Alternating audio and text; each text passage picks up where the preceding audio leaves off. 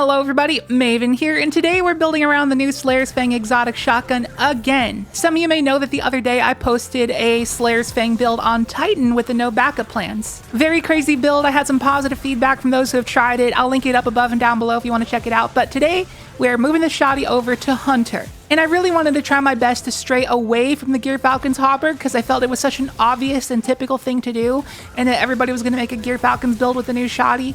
And I usually try to be unique and creative and stand out. I really wanted to do a Radiant Dance Machines build because that is what I consider to be the best shotgun exotic for Hunter. But unfortunately, I had to go with the Gyrfalcons because I realized something particularly unique and awesome when paired with the Gyrfalcon's Hauberk. Did you know that this shotgun is actually a sniper rifle in disguise?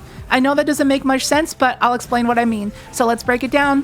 Hope you enjoy. This video is sponsored by Advanced GG, the only clinically proven gaming supplement shown to improve your gaming performance. Use code MAVEN at checkout for 10% off your order. Link down below. Thank you. So I'm positive you all know by now what this shotgun does. There's not much point in reading it, but I gotta do it anyways for the video. Final blows grant Night's Worn Sight, which gives you wall hacks for 7 seconds, and your shots will cause weaken. This weapon also has intrinsic overload stunning capabilities, but the main thing that we care about on this weapon is the fact that the bullets split into sub-munitions, kind of like a sleeper simulant. Those are the split laser beams that bounce off walls and enemies and direct themselves towards other enemies. Great ability for spreading around the weaken that you apply with Night's Worn Sight. Now, why do we care so much about these sub-munitions? What's so special about them? Well, Timmy, let me show you. So here's a clip against Carl, and you can see that when I stand super far away from him and shoot him, the sub-munitions are hitting for 4,010 apiece, times 7.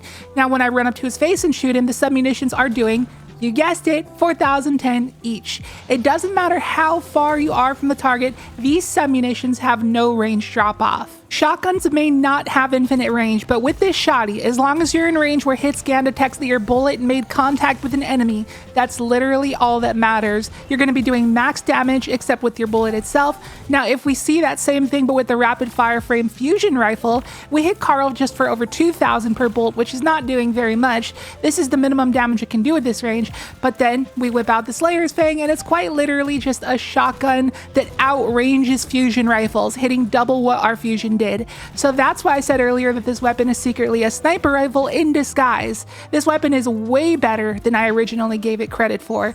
Now on to the next question. Why am I hyping up the Gyrfalcon's Hauberk? Why is this exotic so necessary? Well, as you know, the Gyrfalcon's gives you infinite volatile rounds. You know, you emerge from invis, you get volatile rounds, and then stylish executioner procs and makes you invisible again because you defeated a void debuff target, and you just chain that forever and have infinite invis. Every Destiny player already knows about this combo, but it's so good with SLAYER'S FANG because we just learned that we don't need to be in our optimal range to do decent damage. So as long as we connect with our target, we can make stuff volatile and cause explosions.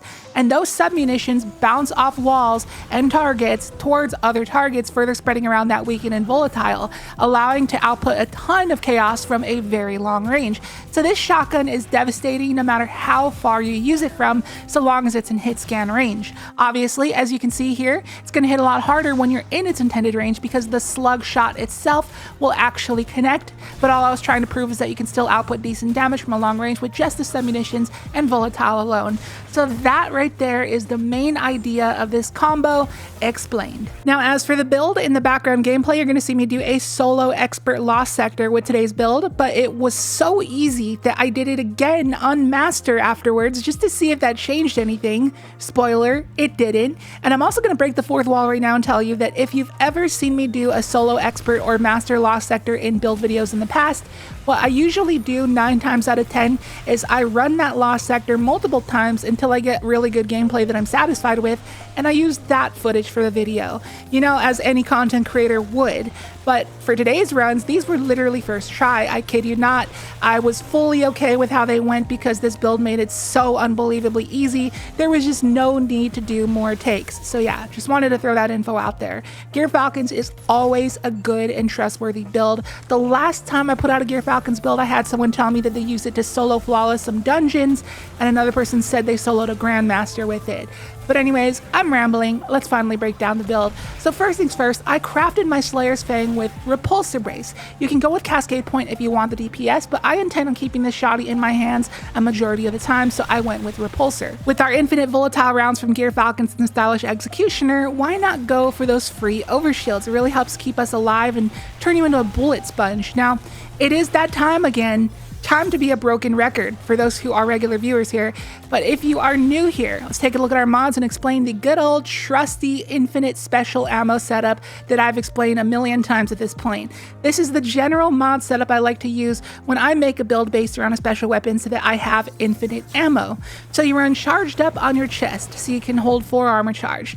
Stacks on stacks in your boots so you can double the rate at which you get armor charged. And finally, special finisher on your class item so you can finish an enemy to generate a brick of special for you and your fire team.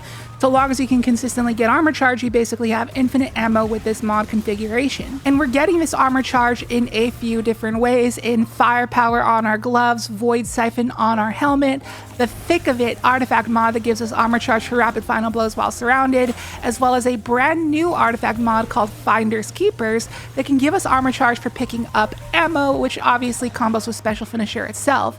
And last but not least, most importantly, Echo of Harvest, which is something I talked about in my Titan Slayer's Fang video. Defeating a weakened target generates an orb of power and a void breach, and since the Slayer's Fang essentially has infinite weakening rounds, it combos very well with this fragment. It just gives you a ton of free value. And don't sleep on that void breach it makes too, because we did just get another brand new artifact mod called Old God's Right that creates this black hole above your head and spits out seeking projectiles when you damage an enemy after picking up a void breach. So yeah, Slayer's Fang and Echo of Harvest are kinda best friends. Breaking down the rest of our mods, starting from the helmet and going down, we got double finders for consistency. On the gloves, we got a void loader and then impact induction, because why not? You can just run whatever you want there. And on the chest, we got melee resist and void reserves. And on the boots, since armor charge is so abundant, I felt I could fit in 1 void surge for a 10% damage boost without really disrupting the flow of my special finishers. And then we got a void scavenger, again just for consistency. And finally, on the class item, we got time dilation so that our surge doesn't drain so much of our energy, and powerful attraction so our dodge can easily help us pick up orbs. And for our other fragments not yet mentioned, we got Echo of Starvation to get Devour when we pick up an orb or a void breach. Obviously this is our main way of survival, but also grenade spam, because final blows while Devour is active grants grenade energy, and we want to spam grenades because we're running Echo of Undermining so that our nades can weaken. Now yes, our shotgun already weakens things for us, but again, just for consistency's sake. But if you're replaced with Echo of Persistence, I don't blame you. And our final fragment is Echo of Obscurity to go invis when we do our special finishers. But with all the weaken and volatile we're spreading, there's a decent chance we just go invis anyway. So again, if you wanted to replace it with Echo of Persistence, that's your call. Now onto our loadout. This is precisely what I'd recommend. The reason being is because Slayer's Fang has intrinsic overload, Blast Furnace is a pulse so it stuns unstops, and Edge Transit can have anti-barrier when paired with volatile rounds from our Gyrfalcon, so that's all 3 champions covered, and it also takes advantage of our void-based mods. For our stats, we want double hundreds in resilience and discipline and dump the rest into mobility while maintaining that tier 2 strength soft capped. And that about does it for the build. For the gameplay loop, there really is none. It's just brain dead shoddy spam while collecting armor charge and spamming finishers. Gyrfalcon's Hauberk is easily one of the most beginner friendly builds there is. It takes no skill, just dodge to go invis and start slaying out with void weapons. That's all there is to it, and it's very strong and trustworthy. That being said, what is the best weapon to pair with Gyrfalcons? Is it the Slayer's Fang? Well, for a long time, it was the Graviton Lance and or the Funnel Web. Then the Buried Bloodline came out, and that was the best by far. Then the Choir of One came out, and then that was the best in my opinion.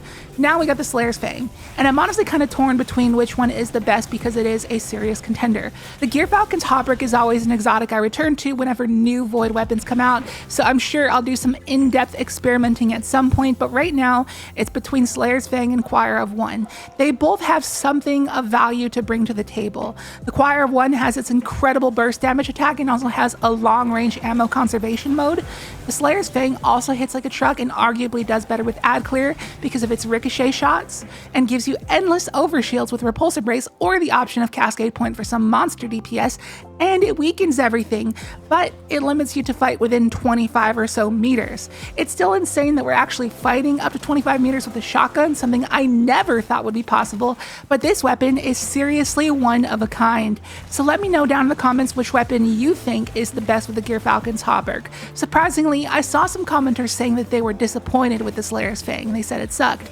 But that's probably just their first impression speaking. Now that we've had some time to play with it and actually learn how to use it, I'm sure some opinions have been changed.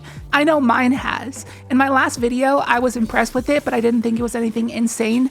I rated it a 6.5 out of 10, but after discovering it's secretly a sniper rifle, I'm gonna give it a 7.5 out of 10. But still, this is 100% the kind of weapon that you have to build around for it to be any good. If you just used it on its own with any random build, I'd probably give it like a 4 out of 10. It definitely needs build support, but when you do, this thing is a monster. But anyway, speaking of builds, as always, a dim loadout link to today's build will be down below in the description and also the pinned comment if you'd like to give it a try. And if you got any buddies who are hunter mains, I'd appreciate if you share the video with them. Maybe this is something they might want to give a try. And once again, if you are a Titan player, definitely go and check out the build I did in the last video with the no backup plans, because it also combos extremely well with this shotgun. Link to that video will be right above the dim link, or you can just click on the channel and find it there. And that's going to do for the video. Thank you so much for watching. I hope you enjoyed it. If you did, be sure to hit that like button and possibly subscribe if you are new. Would love to have you here for more Act 3 content on the way. And remember to check out our sponsor, Advanced GG, code Maven at checkout for 10% off your order, link down below, and I will catch you in the next video. See you later.